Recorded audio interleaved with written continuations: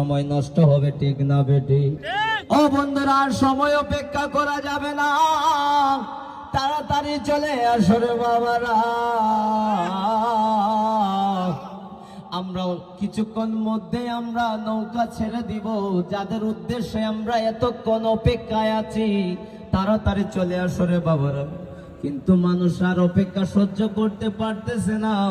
অনেকে আসছে সকালবেলা, খাওয়া দাওয়া করে আসছে না, বাসা থেকে খিদায় পেটে।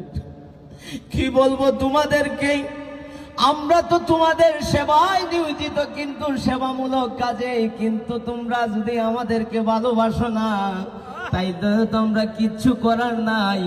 অথচ আমরা হতভাগা কপাল হবিগঞ্জের মানুষ, ঠিক না বেটি? ও বন্ধুরা, আমার গভীর মনোযোগ বাজানো বাজানো। কত কইরা ডাকতাম, কত মোহব্বত কইরা ডাকি রে বাবা। ও